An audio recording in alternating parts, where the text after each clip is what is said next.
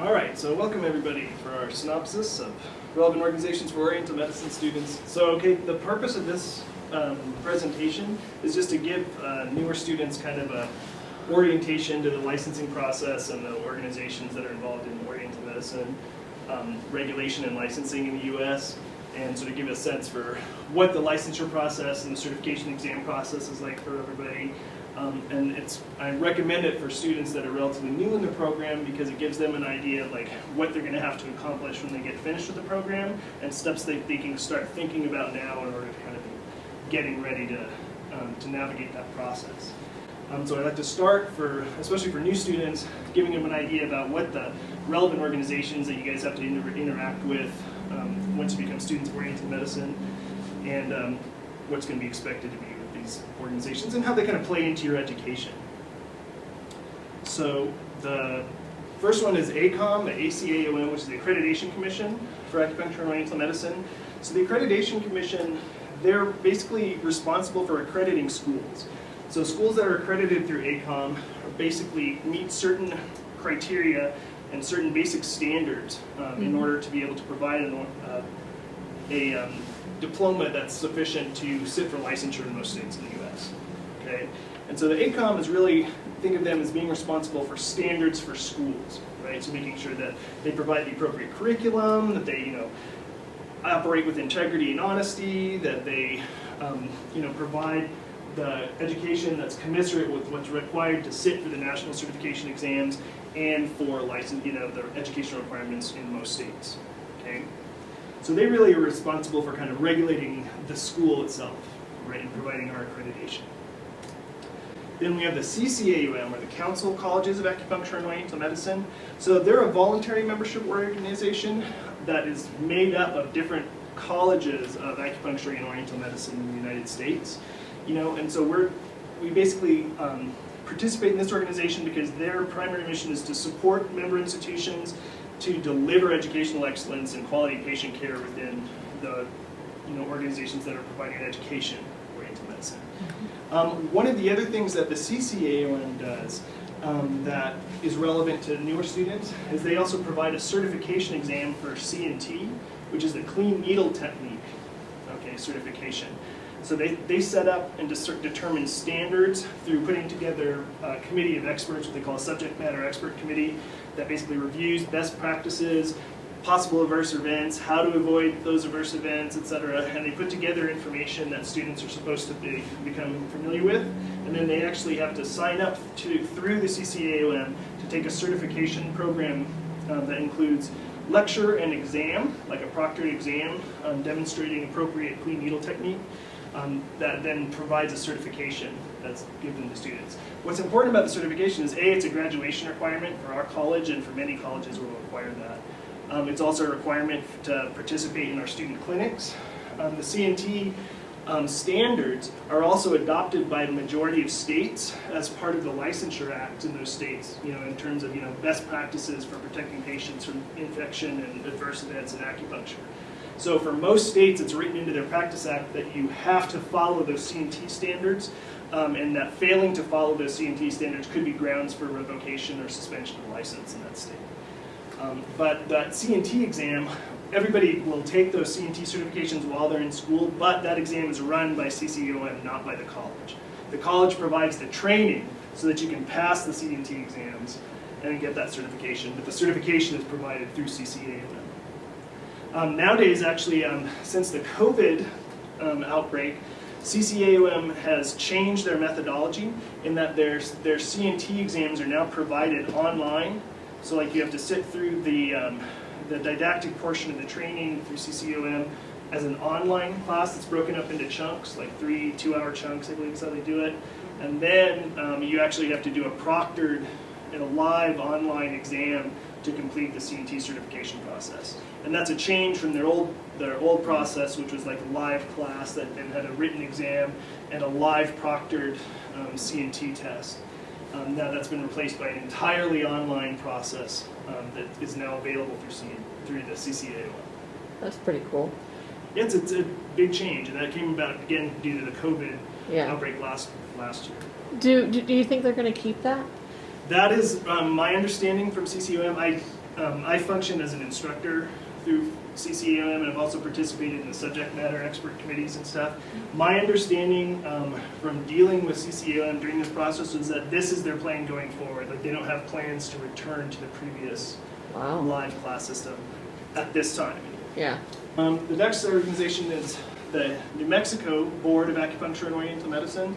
So this is specific to New Mexico, and the function of the Board of Acupuncture and Oriental Medicine is to license doctors of Oriental Medicine in the state of New Mexico who meet the eligibility requirements, and to protect the public by enforcing the provisions of the New Mexico Acupuncture and Oriental Medicine Practice Act. So they basically, are custodians of like the Practice Act and the scope of practice, and then they also, they provide licensure for people. They also provide the New Mexico State Licensing Exam, which is the clinical skills exam that's offered twice a year in the state of New Mexico and is required to be completed in order to retain licensure in New Mexico. So that exam is required to be completed successfully for initial licensure in New Mexico. Also, the NCCAOM does things like, if there's a complaint against an acupuncturist or somebody in the state of New Mexico, then the NCCAOM takes up that complaint, investigates, and then renders a decision on that complaint, and sanctions potentially for a licensed practitioner that may have stepped outside of the rules. The NCCAOM meets at least a couple of times a year, and those meetings are typically have a public portion that all licensed practitioners in the state of New Mexico are able to attend. So the NCCAOM is really responsible for the licensure of Oriental medicine in the state of New Mexico.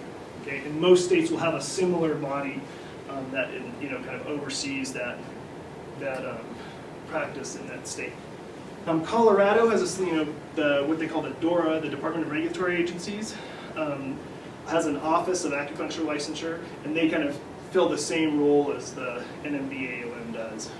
They function for Colorado. Okay, so they license regulated practice of acupuncture and oriental medicine in Colorado. Okay, so their DORA in Colorado is basically equivalent to what we call the New Mexico Licensing Division in New Mexico. So then we come to the NCCAOM, so the National Certification Commission for Acupuncture and Oriental Medicine.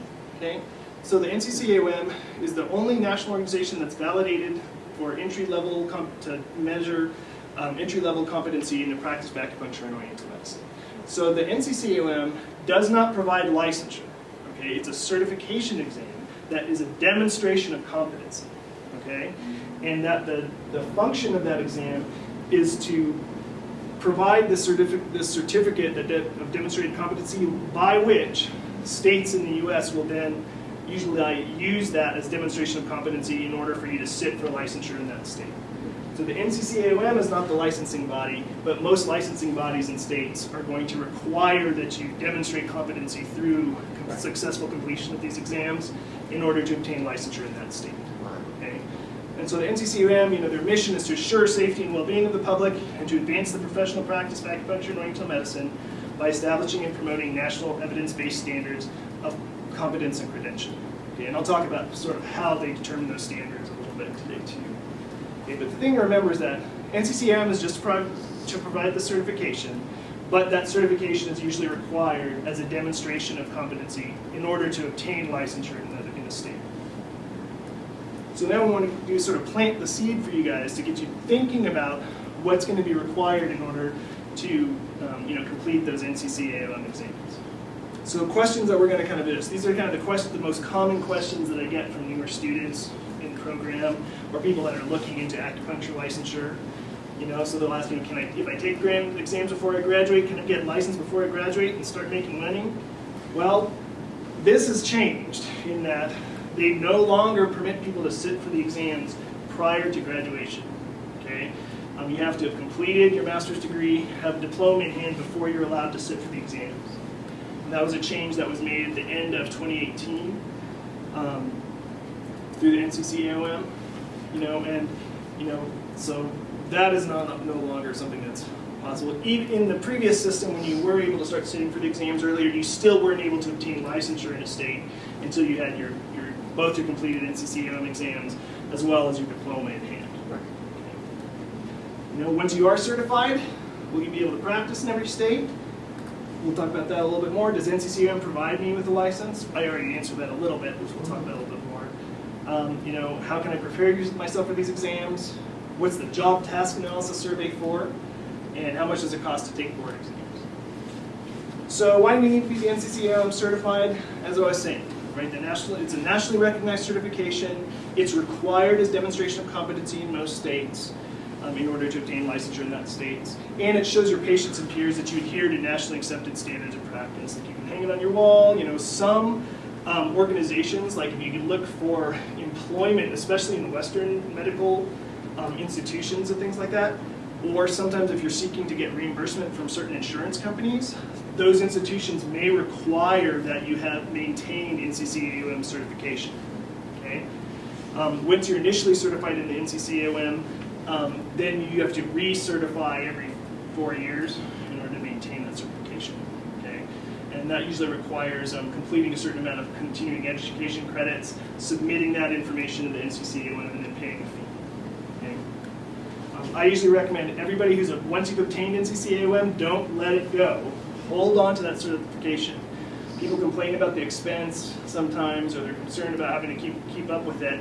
But honestly, if you break out the cost of your CEUs, which you should be taking anyway, even if it's not required in your state, which in many states it's not required to take CEUs to maintain a license, although in some states, like New Mexico, for example, it is required to maintain licensure that you demonstrate continuing education. But even in those states in which it's not required, it's good practice to be keeping up with your field, learning new skills, meeting colleagues, etc.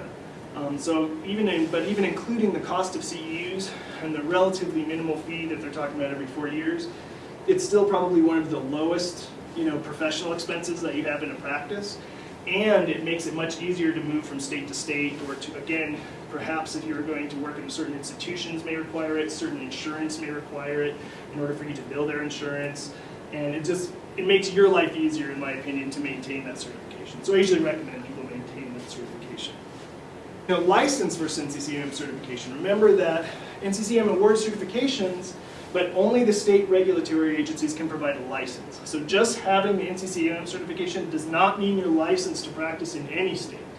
Okay, you have to individually obtain license in whatever state you plan on practicing in. Okay, and then once you've obtained a license in one state, if you move to another state, you must then obtain a license in that state as well. Okay, so they don't have what they call reciprocity of licensing from state to state. You have to obtain a license in each individual state. That makes sense. So what are the fees to take the NCCAOM exam? It's a little bit of a pricey process. One of the reasons I like to plant the seed about NCCAOM certification for students is that you want to start doing some financial planning, so when you get out of school, you're not delayed in your ability to get licensed by not being able to pay for your exams. Okay? So you can see, if you want to complete the Oriental Medical certification, the application is $600, right? Essentially, it's like $595, and then typically it's going to cost you about, $300 per module to complete those exams. So your complete total cost for NCCAOM certification is going to be close to $1,800 if you're going to complete all of the, 4 modules of the exam plus the application fee. And so, that's a significant expense. It's one of those things that you want to start thinking about prior to finishing school so that you can make plans and make sure that you have the money in order to complete your NCCAOM exam. And then keep up with your CEUs so you don't have to do that again. That's right. Yeah, because that's true. Like if you were to let your NCCAOM certification lapse, then you might be on the hook for additional fees and cost of to reinstate if it had lapsed. When can you apply? You have to have completed your Oriental Medical education and submit your diploma in order to begin sitting for the NCCAOM exams. Again, prior to 2018, they used to permit people to start taking exams after they'd accumulated a certain amount of credit in their programs.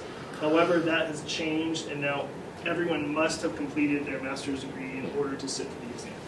Okay?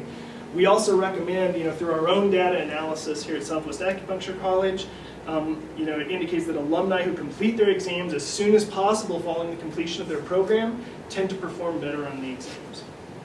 How do we prepare for the exams? NCCM has actually prepared study guides for each certification. So each certification study guide is going to include what they call an expanded content outline. And the expanded content outline will break down domains of knowledge, you know, like for example, for the study guide for the Oriental Medicine diplomat in NCCAOM, it's going to contain an expanded content outline for all 4 of the modules, which is going to include foundations of acupuncture and Oriental medicine. It's going to contain acupuncture and point location, biomedicine, and then the Chinese herbology module. Okay, so within that study guide, it'll contain an expanded content outline for each of those modules. And then each of those modules, the expanded content outline will describe the domains of knowledge within that exam module. So for example, the foundations module is going to include things about, you know, basics of Chinese medical theory and 5 elements theory. It's going to talk about diagnostic methodology. And it's going to talk about Zong Fu organ theory and theory of disease according to pathogenic factor, etc. You know, and then within each one of those domains, like, you know, diagnosis, then that domain is going to include, you know, observation, palpation, pulse diagnosis, you know, and then palpation might include, you know, pulse diagnosis and palpation of the abdomen, palpation of the points, right? And then observation is going to include, you know, observation of the face and the complexion, observation of the tongue, etc. And so, like, each of those domains will be broken down into subdomains. The other nice thing about the expanded content outline is they'll tell you how much of the exam is on this domain of knowledge. 10% found, you know, diagnostic methodology, 15%, you know, treatment planning, etc. So it's a really good resource as far as understanding what the actual content of each exam is. The Chinese herbology exam study guide actually provides you a list, all of the possible formulas that may appear on this exam, including all the ones they're going to ask you about specifically, as well as some that might just be included as answers, right, that are not necessarily, you know, that are sort of there as not, you know, distractions, but distractor answers, right, that are potentially on the exam, right? So they do provide a lot of kind of information about the content of the exam, you know, and so we recommend that students start looking at these study guides while you're in school, okay? Partially because they provide a really good framework to kind of organize your studying of Oriental medicine while you're in school, and will help you kind of organize your classes, organize your studying, and be preparing for the domains of knowledge for the NCCAOM. So it's nice when you go back and look at your notes, right? You can kind of say, oh yeah, here was that domain of knowledge that we studied, and we studied it. You know, foundations was mostly in the 101 and 102 class, and the 211, 212, and the 203 class, for example. So you can really kind of, you'll be able to refer back to that information when you're getting ready to prepare for your exams. Okay? So again, we recommend start now. Use these study guides to formulate your own studying guides for your classes, right? It'll really help you. You know, when you're in your diagnosis class, look at the domains of knowledge they talk about in the study guide. And it'll help you organize what's in that class as well. Okay? And you can begin compiling that information now, right? So you can prepare for your exams easier when you get there. So then the job task analysis survey. So the function of the job task analysis survey is to kind of look at what the profession of acupuncture really entails, you know, right now, right? Not 10 years ago, not 25 years ago, but they try to update these periodically so that we have a clear picture of what the profession of being in practice in acupuncture and Chinese herbal medicine looks like right now. So and they use that information to update exam content, right? They want the exam content to reflect what practitioners are really doing in the real world, okay? The secondary purpose is to establish like a practice profile of licensed acupuncturists, like who are practitioners of Oriental medicine in the United States, you know? What kind of practices they have, you know, where are they located, etc. Okay? So the last job task analysis survey was completed in 2017. And again, the job task analysis is mostly based on people that are maintaining NCCAOM licensure or maintaining NCCAOM certification. Okay? So the survey, you know, they noticed that the majority of respondents were over the age of 35. Makes sense when you're talking about something that requires graduate school to get into the profession. A lot of people go into this profession as a second career as well. So, you know, relatively older practitioners. It's about 77% identify as white or Caucasian. Only about 17% in the U.S. are identifying as Asian. Over 70% of respondents had more than 5 years of experience. Okay? And then of the 1,537 respondents to this survey, 95% were currently maintaining that NCCAOM certification. You know, majority of respondents are from the West. And then, you know, about almost 27% are located sort of in the northeast part of the country on the East Coast, which I thought was pretty interesting. Of people in practice, about 58.2% are sole proprietors. So they basically have their own private practice, of which they're like the owner or proprietor of that business. About 15.3% are in group practices, where they're practicing with other acupuncturists. About 10% are in AOM group practices. And then about 23% are in group practices. And then they said 41 are independent practitioners sharing a space, right? So you might have other sole proprietors that are sharing, office space or something like that. About 17.8% are independent contractors. Like for example, that could be people that are maybe sharing, working for another acupuncturist as an independent contractor, or working in another institution as an independent contractor. For example, for myself, in the limited amount of practice that I get to engage in when I'm not administrating for the college, I'm a contractor for the Student Health Center at the University of New Mexico. 18% are employed, which means that they're actually functioning as employees of some larger corporation or entity. And then about 22.7% are either owners or partners in one of those larger practices. What is the difference between the group practices and the AOM group practices? I think acupuncture and oriental medicine group practices are like, I'm not sure how they're defining that one actually. I believe that it's a group of other AOM practitioners that are probably in practice with other modalities or other practitioners. Okay. Right, well, so I mean, actually, they're specifically acupuncture and oriental medicine group practices, as opposed to the 15.3% are group practices along with other modalities, like massage therapists, or yeah. maybe a physician's assistant. Okay. That makes sense. Thank you. No, thank you for the question. Yeah. So if you go to the NCCAOM website, they actually will give you maps and graphics breaking down what they find in the job task analysis. And again, even though this is from 2017, this is like the most recent data that they have, because they haven't done another expanded job task analysis survey yet. So then I want to talk just a little bit about, we track, as part of our programmatic review process, we actually track the outcomes of NCCAOM exams for our alumni. Okay, and so we're tracking that. They give us that data about twice a year. So they basically break up the year into two pieces. It's like January to June and then June to December. Okay, and so they'll provide that data to us twice a year. We do have to request the data, and we actually have to pay a fee for the data as well.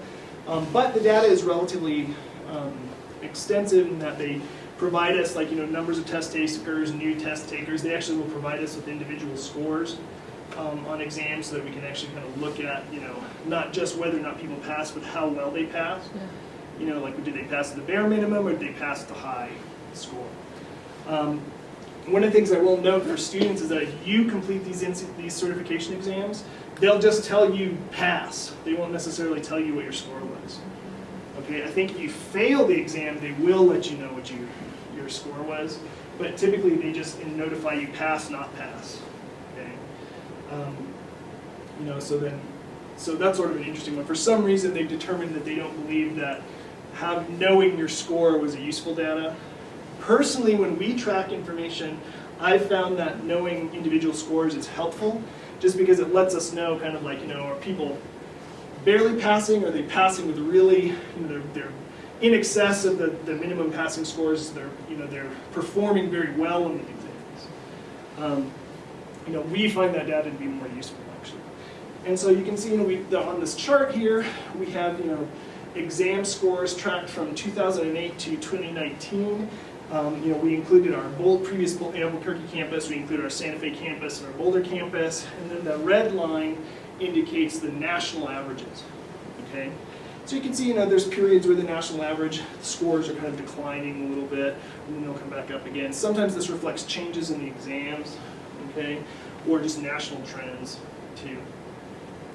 Biomedicine, you can see this one was up and down, partially because this module of the exam was a relatively newer exam. Like this actually didn't start until 2005-ish, right, was when they started it, and then actually it's changed. Like you can see some of these drops in the numbers too.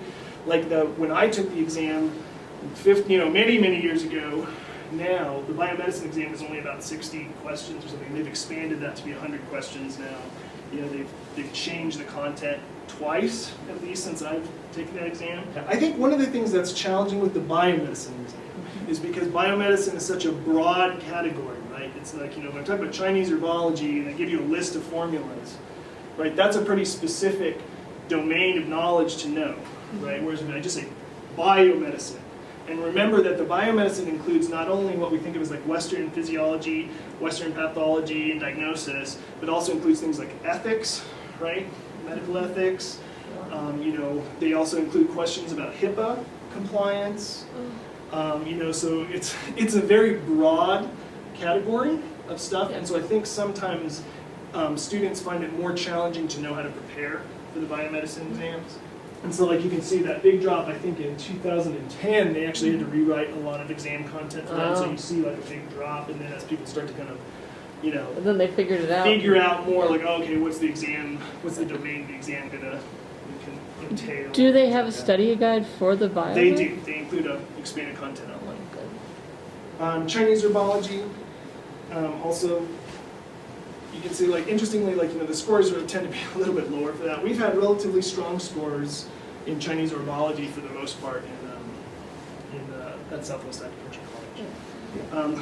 Keep in mind that some of the lower numbers on these, like, we've had relatively fewer exam takers too over the last few years, just because it's been a relatively smaller cohort of people matriculating out to take the exams. So there were only maybe 2 test takers, 3 test takers. And so that affects the numbers. So that makes the numbers a little more volatile. Foundations, exam. When we talk about, you know, again, we try to track all of these numbers partially because the Accreditation Commission requires us to try to maintain minimum numbers of passing rates for the National Certification Exams as part of a measure of institutional effectiveness. So their minimal pass rates that they require as standards for ACOM accreditation is about 80% of people that graduate from your program should pass their national certification exam. You know, our personal in-house standard is 85%. Okay, and then really for some of the exams we like to try and aim higher than that, but that's the standard that we've set for our own institutional measures of institutional effectiveness.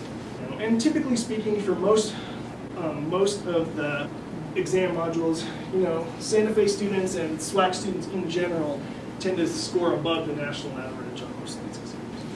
One of the tips I'll give everybody who was interested in taking the biomedicine exams, don't forget the ethics stuff. You know, it's hard to kind of ask questions specifically about that. So they give you they give you a set of ethical guidelines through the NCCAOM by which they're going to be looking at for. The other thing to look at is to, like I mentioned, like, you know, HIPAA compliance, bloodborne pathogen exposure control compliance.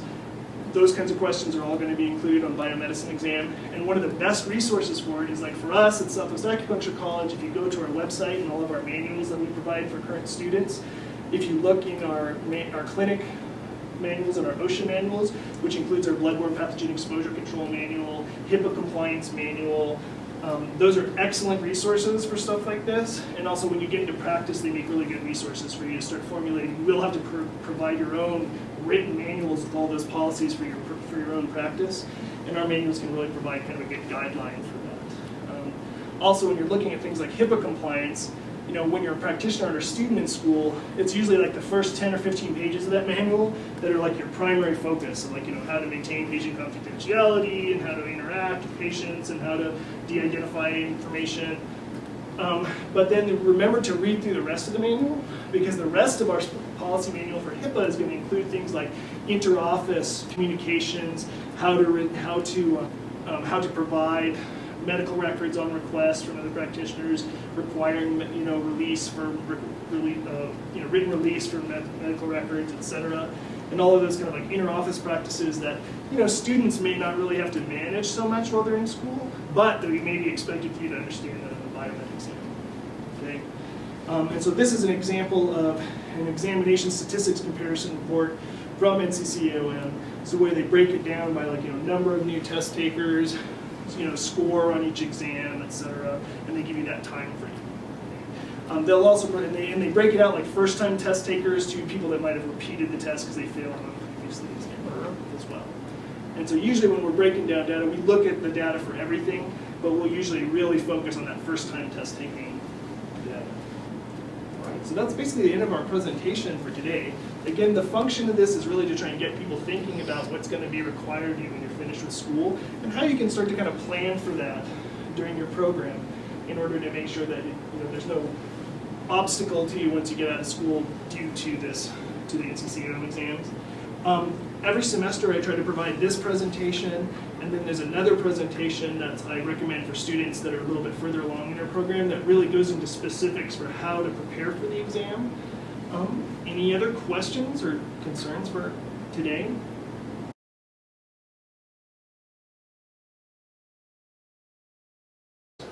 But it's like $600 to apply, and I believe it's about $300 per. I think that's about right. I don't think it's $350. I think it's like $300 per module.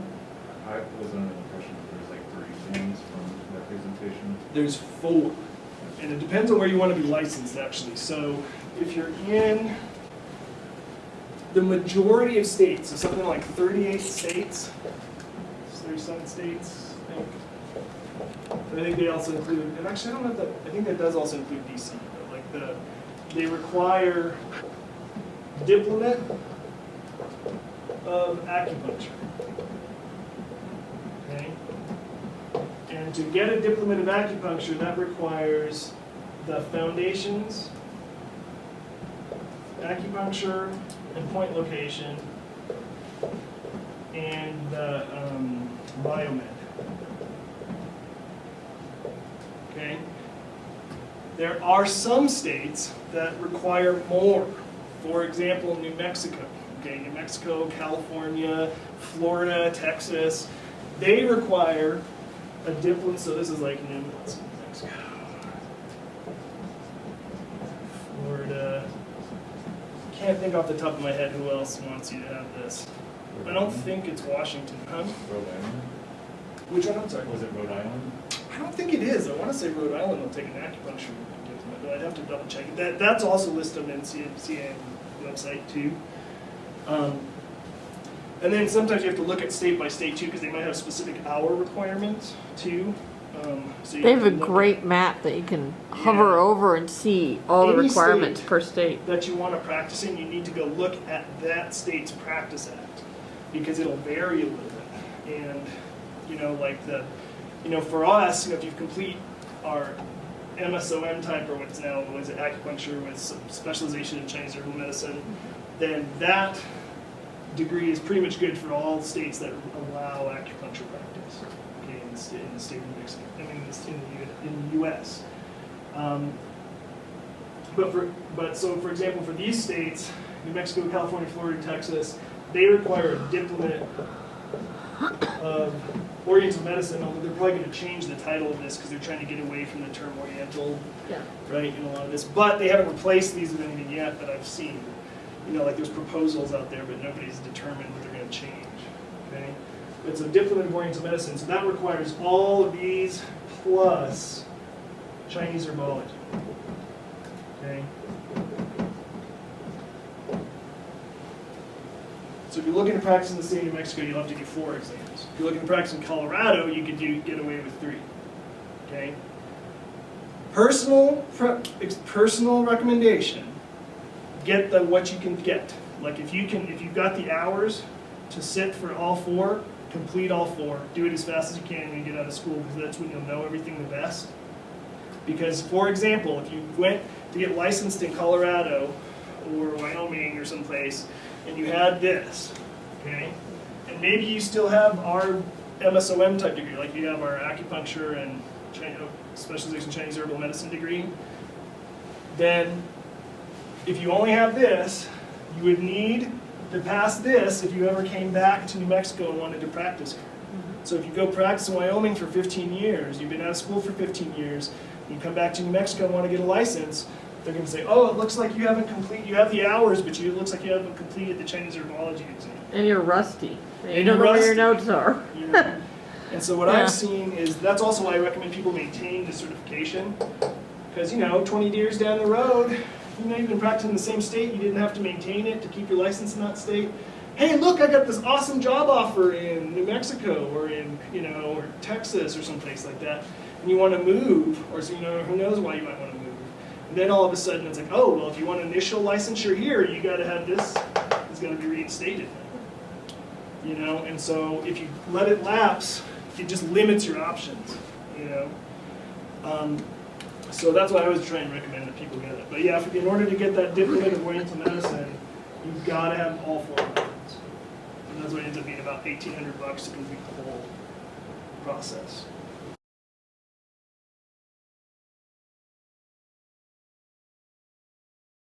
You could, all of it could be included on the Biomedicine. So that's why I said part of the reason I think that exam is challenging for people is because the domain is so large, and it's kind of like, what of that big domain are they going to ask you out of those 100 questions? Thank God they had that study guide. Yeah, the expanded content outlines are very helpful. Yeah. But it's just, it's broad. Yeah, it includes pretty much everything that's included in the Western curriculum here is fair game for biomedicine.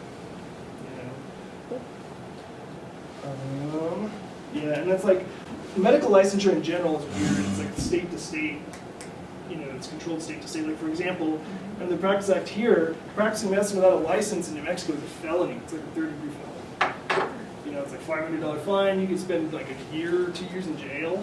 Theoretically, probably you would. And then you would never get licensed. Oh yeah, if you've had, and like for example, in Colorado, it's a misdemeanor.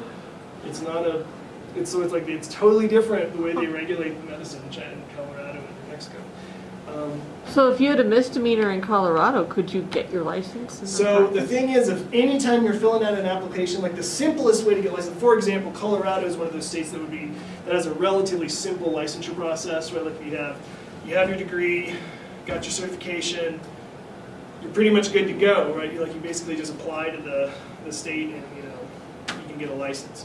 New Mexico is more convoluted. You got to have a bigger diplomat. You got to take a state exam also that you've got to complete.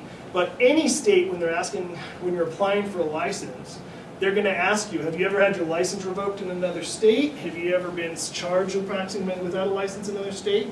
And if you answer yes to any of those questions, they'll probably just throw your application in the trash. Like, they're just not going to bother to even look into the reasoning unless you petition the board, maybe. But probably right off the bat, they'll say, oh, you answered yes. Wow. And like that, because that's grounds to not give you a license. And so that's one of the reasons I'm also pick on students to follow stuff like the unlicensed, unsupervised needling rules and stuff like that. That's why we're sort of draconian about making you guys sign all kinds of documents and stuff, because, if you were practicing, needling somebody out of supervision and something bad happened and somebody complained to the board, that could impair you from getting a license in New Mexico. And then that could impair getting a license anywhere. So suddenly you got a degree, master's degree, that doesn't do you any good because you can't license it. So it's like I'm trying to protect people from, having these like really awful consequences.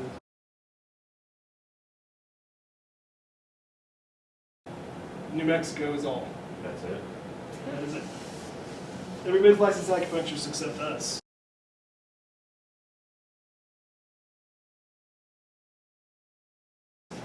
That I'm not sure, actually. Like, I would have to look at the individual practice acts. I think you can function as what do you call it, as a primary. Actually, I don't know that for sure. Actually, I have to look at the individual states. I think you can be general practice, like primary care in California and New Mexico, maybe Texas, maybe Florida too, I think. So all the ones that need those 4. Most of the time. And then, like, depending on how they define it, too, like most of the time, the most important thing for me for primary care is just that I don't need a referral, right? You can come to I can just be like, come get acupuncture for me, and I don't have to ask anybody's permission. It's my, There are some states out there that may still require you to have a referral and stuff like that, and I don't know which ones those are. I'm not familiar enough with the law state to state. But as far as DOM, that's strictly a licensure title, right, in New Mexico, and so it's not transferable to another state either. Once you go to practice in Colorado, you're practicing as a licensed acupuncturist, whereas if you're practicing in New Mexico, you're a doctor of Oriental medicine. And then whether or not they see you as a physician in that state too may vary.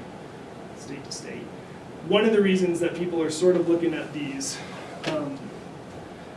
professional doctoral degrees and doctoral degrees is because sort of then you've got the title conferred by your degree, right, like being a doctor. But then you got to be careful because whether or not that permits you to bill yourself as a doctor in the state in which you're practicing medicine may or may not. Like, you might be able to say, that I have professional doctorate into medicine, or whatever the title is coming out of that. Actually, no, the title's now, what is it? Professional doctorate of acupuncture with specialization in Chinese medicine, or Chinese herbal medicine. But whether or not that permits you to call yourself Dr. So-and-so in that state, you better check the state, okay? Because, some states, for example, if you're a doctor of psychology, right, you might be able to advertise yourself and bill yourself as Dr. So-and-so by psychology. Whereas in some other places, they may not permit that, okay? Because states get iffy about how you're able to advertise as being a physician, okay? And so you got to look at the individual practice acts and stuff. Thank you. Hey, no problem. Yeah, if you get more questions or you're looking at state requirements and you have more, want help understanding, just come talk to us. We'll help. Thanks again. I appreciate everybody showing up, and best of luck to all of you. Enjoy the remainder of your semester.